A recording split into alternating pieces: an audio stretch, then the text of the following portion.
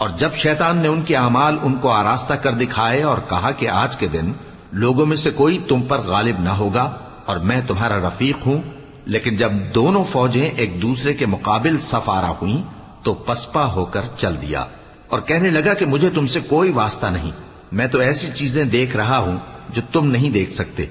مجھے تو اللہ سے ڈر لگتا ہے اور اللہ سخت عذاب کرنے والا ہے۔ اس وقت منافق اور کافر جن کے دلوں میں بیماری تھی کہتے تھے کہ ان لوگوں کو ان کے دین نے مغرور کر رکھا ہے، اور جو شخص اللہ پر بھروسہ رکھتا ہے تو اللہ غالب ہے، حکمت والا ہے۔ اور کاش تم اس وقت کی کیفیت دیکھو جب فرشتے کافروں کی جانیں نکالتے ہیں کہ ان کے چہروں اور پیٹھوں پر مارتے جاتے ہیں اور کہتے ہیں اب آگ کے عذاب کا مزہ چکھو، یہ ان اعمال کی سزا ہے جو تمہارے ہاتھوں نے آگے بھیجی ہیں۔ اور یہ جان رکھو کہ اللہ بندوں پر ظلم نہیں کرتا، جیسا حال فرعونیوں اور ان سے پہلے لوگوں کا ہوا تھا ویسا ہی ان کا ہوا کہ انہوں نے اللہ کی آیتوں سے کفر کیا تو اللہ نے ان کے گناہوں کی سزا میں ان کو پکڑ لیا۔ بے شک اللہ زبردست ہے، سخت عذاب دینے والا ہے۔ یہ اس لیے کہ جو نعمت اللہ کسی قوم کو دیا کرتا ہے جب تک وہ خود اپنے دلوں کی حالت نہ بدل ڈالیں اللہ اسے نہیں بدلا کرتا، اور اس لیے کہ اللہ سنتا جانتا ہے۔ جیسا حال فرعونیوں اور ان سے پہلے لوگوں کا ہوا تھا ویسا ہی ان کا ہوا۔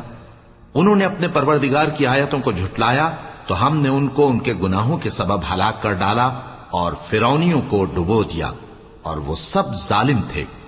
جانداروں میں سب سے بدتر اللہ کے نزدیک وہ لوگ ہیں جو کافر ہیں، سو وہ ایمان نہیں لاتے۔ جن لوگوں سے تم نے صلح کا عہد کیا ہے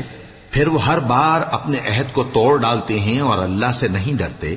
اگر تم ان کو لڑائی میں پاؤ تو انہیں ایسی سزا دو کہ جو لوگ ان کے پس پشت ہوں وہ ان کو دیکھ کر بھاگ جائیں، عجب نہیں کہ ان کو اس سے عبرت ہو۔ اور اگر تم کو کسی قوم سے دغابازی کا خوف ہو تو ان کا عہد انہی کی طرف پھینک دو کہ اس طرح تم سب برابر ہو جاؤ۔ کچھ شک نہیں کہ اللہ دغابازوں کو دوست نہیں رکھتا، اور کافر یہ خیال ہرگز نہ کریں کہ وہ آگے نکل گئے ہیں، وہ ہمیں عاجز نہیں کر سکتے۔ اور جہاں تک ہو سکے فوج کی جمعیت کے زور سے اور گھوڑوں کے تیار رکھنے سے ان کے مقابلے کے لیے مستعد رہو کہ اس سے اللہ کے دشمنوں اور تمہارے دشمنوں اور ان کے سوا اور لوگوں پر جن کو تم نہیں جانتے اور اللہ جانتا ہے ہیبت بیٹھی رہے گی، اور تم جو کچھ اللہ کی راہ میں خرچ کرو گے اس کا ثواب تم کو پورا پورا دیا جائے گا اور تمہارا ذرا نقصان نہ کیا جائے گا۔ اور اگر یہ لوگ صلح کی طرف مائل ہوں تو تم بھی اس کی طرف مائل ہو جاؤ، اور اللہ پر بھروسہ رکھو، کچھ شک نہیں کہ وہ سب کچھ سنتا ہے جانتا ہے۔ اور اگر یہ چاہیں کہ تم کو فریب دیں تو اللہ تمہیں کفایت کرے گا، وہی تو ہے جس نے تم کو اپنی مدد سے اور مسلمانوں کی جمعیت سے تقویت بخشی